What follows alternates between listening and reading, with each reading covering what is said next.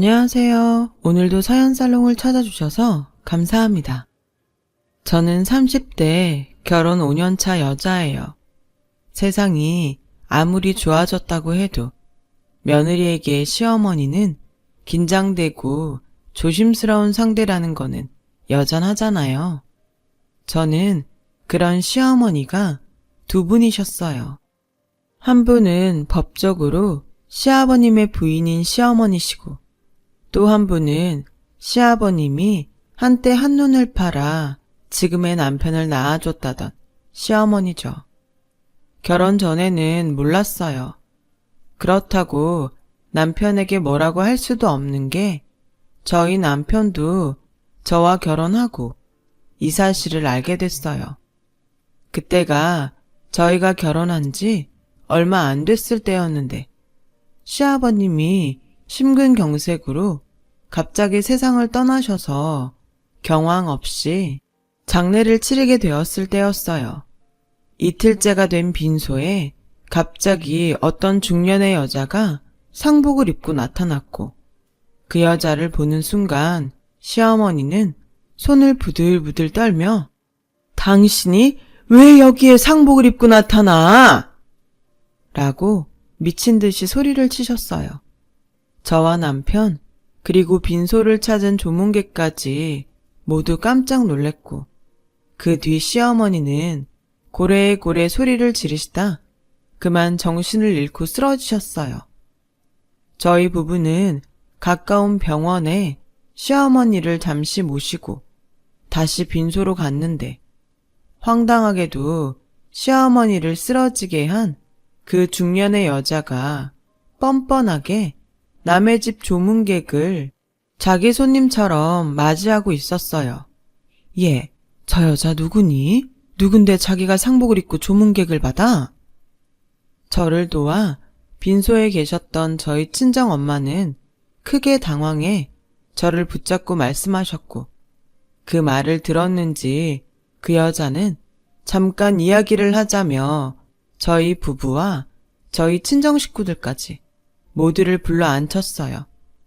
많이 놀라셨을 텐데 지금부터 제가 하는 말을 똑똑히 들어주셨으면 좋겠습니다. 저는 여기 사돈의 사위를 낳은 생모이자 저 남자의 두 번째 부인이에요. 아, 너한테는 시어머니가 되겠구나. 그러니 지금부터는 조강지처라고 뻐기는 그 여자 말고 생물학적으로 어민, 나한테 효도를 해주었으면 좋겠구나. 말도 안 돼. 저와 남편은 동시에 말했어요. 저희 부모님도 그 여자의 말에 놀라서 입도 다물지 못하셨고 다른 친인척들과 조문객들은 자기들끼리 수군거리기 시작했어요. 그때였어요. 효도? 돈 봉투에 눈이 멀어? 지 자식도 버리고 간 상간녀 주제에 뚫린 입이라고 함부로 떠들어? 왜? 이 남자 죽었으니 이제 나타나도 될 것 같았어? 넌 법적으로 뭣도 아니야. 둘째 부인? 어디 첩도 안 되는 게 스스로 둘째 부인이래. 여기서 당장 나가. 그 상복 찢어버리기 전에. 고상하고 조용조용한 시어머니 입에서 무서운 살기가 느껴졌어요. 그 후 평범했던 시댁의 풍경은 어색하고 무거운 공기로 달라졌고 저와 남편은 혼란에 빠져버렸죠. 시어머니는 저에게 큰 비밀을 들켜서 저와 부쩍 어색해지셨고 저 또한 내색하지 않으려고 노력했지만 아무래도 예전처럼은 돌아갈 수 없었어요. 그렇게 한 달 정도의 시간이 흘렀어요. 다행히 그때까지는 남편의 생모라고 주장하는 여자가 잠잠해져 표면적으로는 조금씩 안정을 찾아가고 있었어요. 하지만 저와는 다르게 시어머니는 시간이 흘러도 당신이 불편해서 더 이상은 안 되겠다며 어느 날 갑자기 회사에 있는 저에게 점심을 같이 먹자시며 저를 따로 부르셨어요. 저는 그때 예감할 수 있었어요. 시어머니가 당신이 평생 안고 왔던 그 비밀에 대해 저에게 자세히 이야기하려는 것을요. 그리고 제 예감은 틀리지 않았어요. 갑자기 밥 먹자고 해서 놀랐지. 내가 도저히 이대로 지내는 건 아니다 싶어서. 정말 너한테 미안한 것보다 창피하다. 이 이야기는 평생 너뿐만이 아니라 영훈이한테도 안 하고 싶었는데. 그렇게 시작된 시어머니의 이야기는 당신의 아픈 과거에서부터 시작되었어요. 지금은 돌아가시고 안 계시지만 시어머니의 시어머니인 시할머니는 그렇게 대를 잇는 것에 집착이 심하셨대요.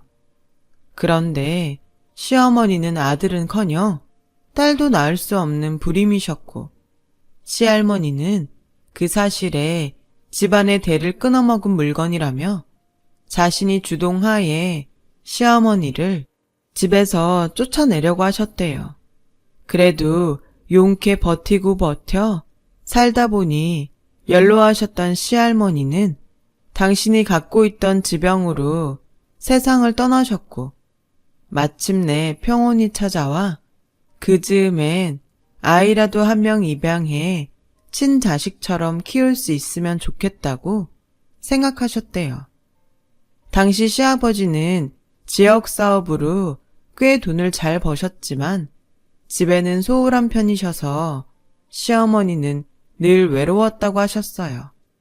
하지만 그런 외로움도 잠시, 웬 젊은 여자가 갑자기 갓 태어난 아이를 안고 나타났고 다짜고짜 시어머니에게 이 집 주인은 이 집 핏줄을 낳은 자기라며 시어머니에게 큰 소리로 나가라고 했대요. 네, 그 사람이 안고 있던 갓 태어난 아기가 저의 남편이에요. 시어머니는 황당하고 어이가 없어 시아버님을 불렀고, 소식을 듣고 헐레벌떡 뛰어온 시아버님은 무지막지한 힘으로 당신의 내연녀를 밖으로 내치시며 큰 소리를 치셨대요. 내가 양육비는 줄 테니까 조용히 살라고 했지? 아니, 애도 못 낳는 저 여자가 뭐가 좋아서 조강지처로 데리고 있냐고. 애호적은 어쩔 건데 기어이 애비 없는 애로 살게 할 거야? 그럼 애만 두고 나가던가. 네가 바라는 게 그런 건 아니잖아. 어떻게든 애 팔아서 뭐라도 뜯어갈 심상 아니야? 사람을 뭘로 보고? 그래, 아니야. 그 순간 시아버지는 미리 챙겨온 돈 봉투를 냅다 던지셨대요. 절대 아니라고 하던 내연녀는 돈 봉투에 저절로 몸이 반응해 액수를 확인했다고 하더라고요. 선택해. 그거 갖고 영원히 나타나지 말던가 아니면 네 애 데리고 네 하고 싶은 대로 계속 하던가. 나야 집사람 데리고 다른 데로 이사가면 그만이야. 시아버지의 단호한 말과 거액의 돈 봉투로 내연녀는 정말 아무런 미련도 없이 그 자리를 떠났대요. 핏줄이 어쩌고 할 땐 언제고 자기 애도 그냥 버려둔 채로요. 시어머니는 밖에서 전부 들리는 두 사람의 대화에 마음이 산산조각 나서 바닥에 털썩 주저앉으셨대요. 그때 절망에 빠진 시어머니 눈에 자기 엄마가 자기를 버리고 간 줄도 모르고 방긋방긋 웃으며 베넷짓을 하는 어린 남편이 보였고, 그 순간 그래, 남의 애도 데려다 키우려고 했는데 이 집 핏줄이면 내가 못 키울 것도 없지. 그렇게 시어머니는 아기인 남편을 당신 손으로 키우기로 하셨대요. 그리고 아이를 안아든 순간 그 느낌과 그 기분은 정말 자신의 아이를 낳는 기분이었다고 하셨어요. 그때 상황을 모두 수습했다고 여기는 시아버지가 집 안으로 들어오셨고, 아이를 안고 있는 시어머니에게 당당하게 그 아이 이리 줘. 또 애 핑계 대고 나타나서 소란 일으킬 거 아니야. 아니면 당신이 어디 영화원이라도 데려다 주던가. 라고 말씀하셨대요.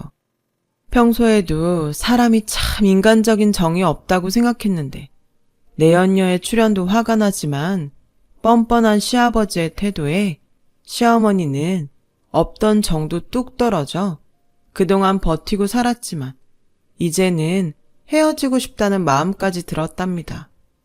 하지만 자신의 위험을 감지했는지 애기인 남편이 그 자그마한 손으로 시어머니의 옷자락을 꼭 잡았고 시어머니는 그때가 자신과 남편이 진짜 모자지간으로 맺어진 순간이라고 하셨어요. 시어머니는 아이를 안고 결혼하고 처음으로 뻔뻔하기 그지없는 당신의 남편에게 이렇게 말씀하셨대요. 이 아이가 무슨 죄예요? 잘못은 당신이랑 그 여자가 해놓고 어쩜 뻔뻔하게 나한테 사과 한마디가 없어요? 사과? 지나가는 사람들한테 물어봐. 내가 어머니 계실 때 당신 내치지 않고 지금껏 데리고 살았는데 사과하라고? 어머니 계셨음 아까 그 여자 며느리 삼으신다 두 팔 벌려 환영하셨을 거야. 나는 지금도 내 자식 낳아준 여자보다 당신 편 들고 있는데 뭐? 사과를 하라고? 고맙네요. 너무 고마워서 지금 사지가 다 부들부들 떨리네요. 이 아이는 내가 키워요. 당신 자식이라서가 아니라 아이는 잘못이 없으니까. 괜히 키웠다가 애 뺏었다는 소리 들어. 그리고 걔도 커서 나중에 지 엄마 찾아간다고 하면 그것도 또 골치 아파. 당신이 싫으면 내가 데려다 줄게. 이리 줘. 내가 키운다고 했잖아요. 영화원에 데려다 줬다가 이 아이 운명이 어떻게 될 줄 알고. 당신은 하늘도 안 무서워요. 그러다 벌 받아요. 시어머니는 필사적으로 아기를 지키셨고 결혼하고 처음으로 자기의 뜻을 꺾지 않은 시어머니를 시아버지는 어쩔 수 없어서 결국 타 지역으로 이사를 가게 되었다더군요. 지역 사업을 하시던 시아버지와 타 지역으로 거처를 옮긴 시어머니는 거의 주말 부부처럼 지내셨고 그 후 시어머니와 남편은 누가 봐도 진짜 모자지간이 되어 살았다고 하셨어요. 나는 남편보다 우리 영훈이를 더 의지하고 살았어. 영훈이가 내 자식이 아니라는 생각은 정말 한 번도 해본 적이 없었는데 넌 어떻게 생각할지 모르겠지만 나는 정말 다시는 그 여자 볼 일 없을 거라고 생각했다. 나중에 영훈이가 초등학교 갈 때쯤엔 네 시아버지가 하던 일도 접었고 완전히 그 지역과는 연을 끊었으니까 우연이라도 더는 만날 일 없겠다 생각했지. 이렇게 자식 다 키워놓고 황당하게 장례식에 나타날 거라고는 꿈에도 생각 못했다. 너 많이 혼란스럽게 해서 내가 미안해. 그래도 내 약속하마. 달라지는 건 아무것도 없어. 영훈이 내 아들이고 넌 내 며느리야. 또다시 그 여자가 나타나도 내가 알아서 하마. 그러니까 너도 그렇고 영훈이도 그렇고 다시 예전처럼 웃으며 지내자꾸나. 결혼 전이면 모를까 시어머니의 사연을 모두 들은 저는 시어머니의 마음을 외면할 수 없었어요. 아니 오히려 저는 시어머니를 예전보다 더 좋아하게 되었어요. 저라면 절대 하지 못할 일을 시어머니는 진심을 다해 하셨으니까요. 그때까지는 저희 이 마음이 저희 남편과 분명히 같을 거라고 믿어 의심치 않았어요. 하지만 그 생각은 저 혼자만의 착각이었죠. 남편은 그 일이 있고 얼마 후 저에게 이렇게 말했어요. 있잖아, 다음 주에 우리 어머니 모시고 외식할까? 외식? 뭐 상관없는데 다음 주에 어머니 동창 모임 가신다고 하지 않았어? 그게 나 낳아준 어머니가 밥 한번 먹자고 하시네. 세상에, 저는 남편의 말에 대답하는 것도 깜빡 잊을 만큼 놀라고 말았어요. 옛날 어른들 말에 핏줄은 당긴다고 하더니 이런 게 그런 걸까요? 저는 시어머니에게 모든 사연을 다 들어서인지 남편의 달라진 태도가 이해하기 어려웠어요. 우리가 왜? 그 사람이랑 밥을 왜 먹어? 그래도 나 낳아주신 분이잖아. 당신도 들었잖아. 당신 낳아준 그 여자 돈 때문에 당신 버리고 간 여자야. 당신 지금 어머니 아니었으면 어떻게 됐을지 알 수 없어. 당신 지킨 건 지금껏 당신 키워주신 어머니라고. 나도 얼추 들었어. 그런데 버린 건 아니야. 자기가 잘못한 거야. 혹시 그 여자랑 따로 만났어? 남편은 제 말에 대답하지 못했어요. 하지만 얼머부리는 그 모습 자체가 저에겐 대답과 다르지 않았죠. 저는 흔들리는 남편을 보며 수도 없이 이건 아니라고 설득했어요. 하지만 딱 한 번만이라는 간절한 남편의 부탁에 저는 그래, 딱 한 번이야. 가서 당당하게 우리 시어머니는 한 분이라고 다신 연락하지 말라고 해야지. 다짐하고 식당을 예약했어요. 어머, 니들 왔니? 내가 너무 좋아서 빨리 왔다. 그동안 잘 지내셨어요? 전에 아프시다고 한 허리는 괜찮으시고요? 그게 뭐 금방 좋아지니? 수술을 받아야 좋아지지. 안 그래도 아까 병원에 다녀왔는데 빨리 수술하지 않으면 더 심해질 거라고 하더라. 그럼 빨리 수술하시죠. 그야 내가 돈이 없으니까. 아, 그거 제가... 자기야. 저는 황급히 남편의 입을 막았어요. 저의 그런 행동에 남편의 생모는 눈살을 찌푸렸고 기분 나쁘다는 듯 저에게 얘, 너는 남편 알기를 뭘로 하는 거니? 어디 하늘 같은 남편 입을 막아? 라고 하시며 저에게 정색하셨어요. 저희도 결혼한 지 얼마 되지 않아서 돈이 없어요. 직접 키우지 않으셔서 잘 모르실 수도 있는데 이 사람이 밑도 끝도 없이 마음이 약해요. 앞으로 돈에 관련된 이야기는 저한테 하세요. 알았다. 내가 뭐 너희한테 돈 달라고 하던? 기분 좋게 밥 먹으러 왔더니 기분만 상했구나. 어머니, 마음 푸세요. 이 사람이 아직 잘 몰라서 그래요. 내가 뭘 몰라? 그래, 아무도 얘기해주지 않았을 테니 내 간단히 얘기하마. 네 시아버지랑 난 혼인신고만 하지 못했지 부부였어. 그러다 얘를 낳고 어떻게 알았는지 지금 네 시어머니라는 여자가 나타나 아이를 뺏어갔다. 난 절대 뺏기지 않으려 했지만 이상한 남자들까지 동원해 나를 때리고 붙들고 꼼짝 못하게 하는 통에 어쩔 수 없이 애를 뺏겼어. 그리고 돈 봉투를 집어 던지더라. 얘 호적 문제도 있고 그냥 깨끗이 잊고 살라고. 나중엔 아이를 돌려달라고 부탁하러 갔는데 이사를 가고 사라진 후였어. 그러다 우연히 그 사람이 죽었다는 소식을 들었고 그래도 남편 마지막 가는 길은 제대로 인사하고 싶어서 갔다가 그 사단이 난 거야. 남편은 뭐가 그리 마음이 아픈지 눈물까지 글썽였어요. 하지만 저는 그 여자의 말을 믿지 않았고 그렇게 저와 남편의 생모는 남편을 사이에 두고 서로를 경계하는 사이가 되었어요. 당신, 우리 어머니한테 너무한 거 아니야? 당신이야말로 어떻게 사람 마음이 그래? 여태 길러준 어머니한테 죄송하지 않아? 감사해. 어떤 게 진실이든 지금까지 날 키워주신 건 맞으니까. 그렇다고 해서 날 낳아준 어머니를 모른 척할 순 없어. 그래서 기어코 그 여자 수술비를 주겠다는 거야? 자식인데 당연한 거 아니야? 와, 보통 아파도 괜찮다고 하는 것이 진짜 부모 마음 아닌가요? 어떻게 된 게 그 속이 빤하게 보이는데 이 남자는 자신의 생모라는 이유 하나만으로 이렇게 콩깍지가 단단히 씌일 수 있는 걸까요?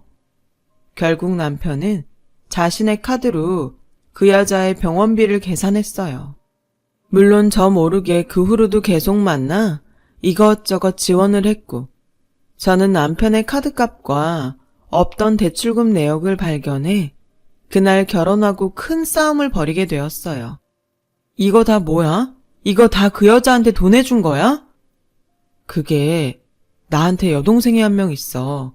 근데 걔가 이번에 결혼을 한다네. 혼수해 갈 돈이 없다고 해서. 저는 남편의 말에 뒤통수를 3개 맞은 것 같이 머리가 핑 돌았어요. 남편은 카드값이며 대출금까지 전부 자기가 알아서 한다고 저에겐 신경 쓰지 말라고 했지만 그게 어떻게 신경을 쓰지 않을 수 있겠어요. 그 후로도 저 몰래 남편은 자신의 생모를 만나는 듯 보였고 빚은 줄지 않고 마이너스 통장까지 만들어 점점 늘어났죠. 저는 저 혼자는 도저히 남편을 막을 수 없을 것 같아 시어머니를 찾아갔어요. 뭐? 너는 왜 그걸 지금 얘기하니? 저도 이 정도까지 휘둘렸을 줄은 몰랐어요. 영훈이 어디니? 어디에 있든 당장 오라고 해. 저는 시어머니의 말에 남편에게 전화를 걸었어요. 하지만 전화를 받지 않았고 시어머니는 무슨 일이 있어도 남편을 보고 이야기를 하겠다며 저희 집으로 오셨어요. 그런데 저희 집에 도착한 그때 저는 제 눈을 의심할 수밖에 없었어요. 남편의 생모와 그 여자의 딸로 보이는 여자가 저희 집에서 자기들 멋대로 제 물건에 손을 대고 있었어요. 지금 뭐 하는 거예요? 왜 남의 물건에 손을 대? 저는 분노에 차서 남편 생모와 함께 있는 여자를 밀어내버렸어요.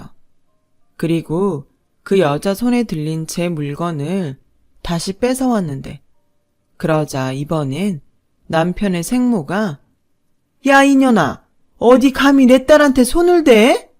하며 제 머리채를 잡았고 시어머니 역시 단단히 화가 나셔서 남편 생모의 머리채를 두 손 가득 잡으셨어요. 이것이 여기가 어디라고 와서 내 며느리 머리채를 잡아? 어디긴 내 아들 집이지. 이 집도 얘 아빠가 해준 집이라며? 그럼 나한테도 권리 있는 거 아니야? 권리? 그럼 난 상간녀 머리털 다 뽑을 권리도 있다 이거사. 내가 오늘 너 가만 안 둘 거야. 정말 내 여자가 뒤엉켜 저희 집은 아수라장이 따로 없었어요. 그러는 사이 남편은 양손 가득 소고기를 들고 집으로 왔고 아수라장이 된 집안을 보고는 놀라더니 곧이어 싸움을 말렸어요. 그만하세요 좀. 오빠 이 아줌마랑 이 여자 좀 어떻게 해봐. 이 여자가 네 오빠 와이프다. 이 호칭도 모르는 무식한 거사. 너 내 딸한테 욕했어? 이 싸가지 없는 년이? 누가 내 며느리한테 함부로 싸가지 없대. 이 상간년이? 어머니, 지금 당장 저희 엄마한테서 떨어지세요. 안 그러시면 저 다신 어머니 안 봅니다. 남편의 그 말은 시어머니에게는 비수가 되었고 저에겐 충격으로 다가와 남편이 바라던 대로 싸움은 끝이 났어요. 뭐? 너 지금 뭐라고 했니? 당신 미쳤어? 누가 당신 엄마야? 예, 아무리 내가 버부르는 남이라고 해도 네 남편 낳아준 사람이다. 너는 어쩌면 그렇게 한결같이 나를 무시하니? 맞아. 이 여자 진짜 해도 해도 너무해. 남편은 자기가 정리하겠다며 자신의 생모와 여동생을 집으로 돌려보냈어요. 그리고 아직도 충격에서 헤어나오지 못하는 시어머니에게 무릎을 꿇더니 이렇게 말하더군요. 그동안 키워주셔서 감사합니다. 저 정말 그 은혜 잊지 않을게요. 명절이고 생신이고 남들 하는 거 다 하겠습니다. 근데 저도 저 낳아준 엄마랑 갖지 못한 시간 보내고 싶어요. 어머니는 아버지랑 그렇게 정도 없으셨잖아요. 그냥 저희 엄마 인정해 주시면 안 될까요?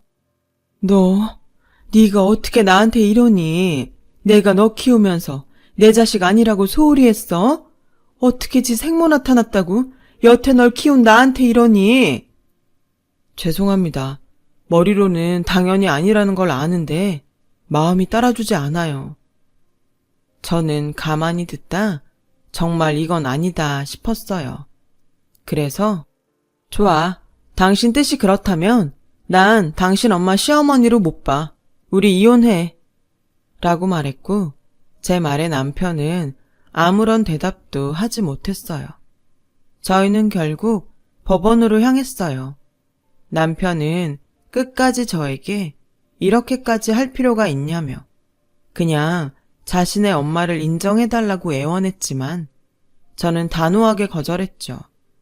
그리고 법원에 이혼 서류를 접수하고 남편과 따로따로 나오는데 글쎄 어떻게 알았는지 남편 생모가 법원 앞에서 전화통화를 하며 남편을 기다리고 있더군요. 저는 그의 생모에게 마지막으로 퍼붓고 싶어서 다가갔어요. 그런데 그 여자의 통화 소리에 저는 발걸음을 멈추고 말았어요. 그리고 떨리는 손으로 핸드폰을 꺼내 통화 소리를 녹음하며 조용히 그 여자에게로 갔어요. 야, 이젠 지랄 맞은 며느리년도 끝이야. 누가 당신 아들 아니랄까봐 효자라니까. 내가 지 낳아준 생모라고 하니까 나한테 완전히 충성하는 것 봐. 그땐 화나서 당신이 나 몰래 낳아온 애랑 팔자 좀 고쳐보려고 했는데 그때도 한 건 해주더니 완전히 당신 아들 복덩이야. 아니, 돈덩인가? 그 집 팔고 걔 직장 좋으니까 대출 좀 더 받으면 난 뭐 됐고 그 다음엔 당신 아들이니까 당신 마음대로 해. 아, 시간 됐다. 끊어. 저는 온몸이 떨렸지만 침착하기 위해 버텼어요. 그리고 지금 막 나오는 듯 걸어갔고 저를 보자 그 여자는 눈살을 찌푸리며 이제 다 끝났네. 너도 나도.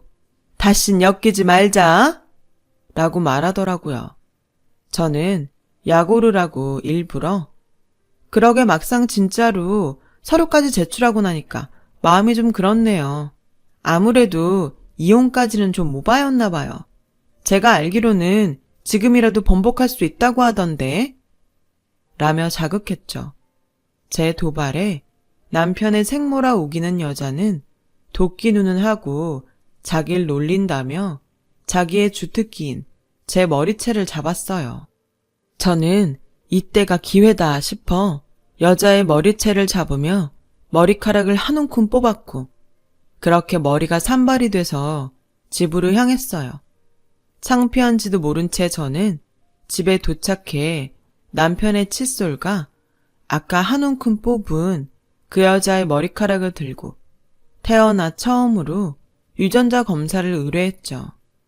그날 저녁 남편에게 일단 서류는 제출했지만 정말로 이혼할지는 조금 더 생각해 보겠다고 했어요. 남편은 아무것도 모르고 저에게 고맙다고 했어요. 아마도 제가 자기의 뜻을 받아들이기로 했다고 착각한 듯 보였죠.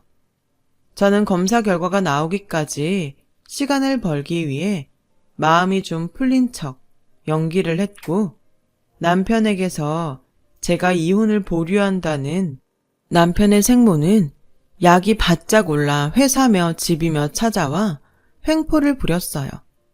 그날은 기다리던 등기가 온다고 해서 집에서 우체국 직원을 기다리고 있는데 남편의 생모라 우기는 여자가 우체국 직원보다 먼저 저희 집에 들이닥쳤어요. 이젠 자기 집처럼 비밀번호를 누르고 집 안으로 들어오는 여자를 보고 어찌나 기가 차던지 여자는 저에게 다짜고짜 소리쳤어요. 너 정말 나 환장하는 거 보고 싶어 그러냐? 내 아들 그만 등쳐먹고 떨어져. 이 거머리 같은 게 당장 이혼하고 나가라고. 등쳐먹은 게 누군데 그래요? 내가 내 마음으로 이혼 안 하겠다는데 뭐가 잘못됐어요? 왜? 제가 있으면 뭐가 방해되고 막 그래요? 뭐? 나 참 기가 막혀서? 난 너 싫다. 며느리로 절대 받아들일 수 없어. 너도 나 CM이로 싫잖아. 우리 서로 기운 빼지 말고 깨끗하게 남남으로 살자니까. 그렇게 저는 남편의 생모라 우기는 여자와 실랑이를 벌였고 그 사이 남편은 남편대로 시어머니는 시어머니대로 저희 집에 순차적으로 도착했어요. 사실 오늘 등기가 온다고 아침에 문자가 왔길래 제가 미리 시어머니에게 집으로 오시라고 했거든요. 또 싸워? 당신도 그만하고 엄마도 그만해요. 그때였어요. 우체국 직원이 저희 집 초인종을 눌렀죠. 저는 얼른 등기 서류를 받아들고 화장실로 냅다 들어가 서류를 확인했어요. 예상대로 남편과 저 여자는 친자 관계가 아니었어요. 아마도 갓난아기를 안고 나타났던 그 옛날부터 남편은 시아버지의 핏줄이 아니었던 거예요. 저는 화장실 문을 열고 나갔어요. 그러자 이번엔 시어머니와 그 여자가 또 실랑이를 벌이고 있었습니다. 남편은 그런 두 어머니를 말리느라 진땀을 빼고 있었는데, 스톱! 지금 제가 진짜 중요한 이야기를 할 테니 잘 들으세요. 당신도 똑똑히 들어. 저는 먼저 지난번 법원 앞에서 녹음한 음성을 틀었어요. 순간 남편의 생모는 화들짝 놀랐고 남편과 시어머니는 이게 뭔가 싶어 눈동자만 이리저리 굴리더라고요. 녹음 파일이 끝나자 방금 도착한 등기 서류를 꺼내 들었어요. 이 서류는 당신이랑 당신 생모라고 우기는 저 여자의 유전자 검사 결과야. 당신이 직접 봐. 남편은 제가 건넨 서류를 받아들고 손을 떨기 시작했어요. 아마 충격이 컸겠죠. 남편의 손에서 떨어진 검사 결과지를 받아든 시어머니 역시 충격은 이만저만이 아니셨어요. 그러자 상황 파악이 끝난 여자는 냅다 도망치려고 하는데 저는 필사적으로 그 여자를 붙들었고 시어머니는 분노에 차서 그 여자의 뒤통수를 냅다 치셨어요. 저는 그 길로 경찰서로 가서 여자를 사기죄로 고소했고 여자는 잘못했다며 저와 시어머니에게 무릎을 꿇고 손이 발휘되도록 싹싹 빌었어요. 내가 죽을 죄를 지었어. 제발 한 번만 용서해주면 안 될까? 저기 사모님, 저 좀 봐주세요. 먹고 살려고 그랬어요. 오죽하면 애를 데리고 제가 거길 갔겠어요. 제발 며느님 좀 말려주세요. 내가 미쳤어? 하마터면 우리의 인생 망칠 뻔했는데 내가 당신을 왜 봐줘? 그냥 그때 돈 봉투나 받고 떨어지지. 뭘 더 뜯어내려고 나타나서 애 가슴에 대못을 박아. 앞으로 우리 애는 어떻게 살라고? 시어머니는 충격의 넋을 놓고 있는 남편을 보고 울기 시작하셨어요. 이 순간에도 속았다는 사실보다 남편이 받은 충격이 더 가슴 아픈 시어머니셨어요. 그런 큰 소동을 겪고 남편은 시어머니 보기가 죄스러워 앞으로 볼 수 없을 것 같다고 했어요. 시어머니는 남편의 말을 듣고 사람이 작정하고 속이는데 어떻게 안 속고 배기냐며 오히려 충격받은 남편에게 잘못이 없다고 위해 주셨어요. 그리고 시어머니는 난 네가 누구의 핏줄이든 상관없다. 남의 애도 자기 자식처럼 키우는 세상인데 난 아마 처음부터 그 사실을 알았어도 널 기꺼이 내 자식으로 키웠을 거야. 그때 넌 분명히 내 아들이 될 운명이었어. 난 그걸 느꼈고 아주 감사한 마음으로 널 키웠다. 어머니, 정말 죄송해요. 제가 어머니한테 그러면 안 되는 건데 제가 배은망덕했어요. 저 같은 건 버려져도 싸요. 어머니 그냥 저 미워하셔도 되고 원망하셔도 됩니다. 내가 왜 내 귀한 아들한테 그런 짓을 하니? 됐다. 지금 네 마음만으로도 난 다 용서할 수 있다. 그러니 그만해. 네가 그러면 그럴수록 어미 마음은 찢어지는 거야. 남편은 끝내 시어머니의 말에 어린아이처럼 엉엉 울었어요. 저도 얼마나 울었는지 몰라요. 정말 엄마라는 존재는 어떤 것에도 비유할 수 없을 정도로 대단하다는 걸 그 순간 느꼈어요. 그 일이 벌써 3년 전의 일이네요. 지금 남편과 시어머니는 둘도 없는 모자지간으로 제가 다 질투가 날 정도로 잘 지내고 있어요. 저는 지금 임신 8개월에 접어들어 회사에도 미리 육아휴직을 내놓은 상태인데 시어머니는 그런 저를 돕고 싶다고 하셔서 합가를 생각하고 있어요. 남들은 시어머니와 함께 사는 건 추천하지 않는다고 하던데 저는 오히려 시어머니 같은 엄마가 되고 싶어 함께하는 그날을 손꼽아 기다리고 있답니다. 그래서 요즘 저희 친정엄마가 사부인에게 딸을 뺏겼다고 자주 삐치시곤 해요. 큰 고비를 어렵게 넘어온 우리 가족, 앞으로는 서로 사랑만 하며 오랫동안 행복하기를. 그리고 누구보다 저희 시어머니가 가장 많이 행복하기를 저는 바라고 또 바랍니다. 지금까지 저의 긴 사연 들어주셔서 고맙습니다. 늘 지금의 저희 가족처럼 행복하시길 바랄게요. 여러분, 사연 댓글에 응원과 현명한 조언 부탁드려요. 좋아요와 구독은 저에게 큰 힘이 됩니다. 오늘도 좋은 일 가득하세요.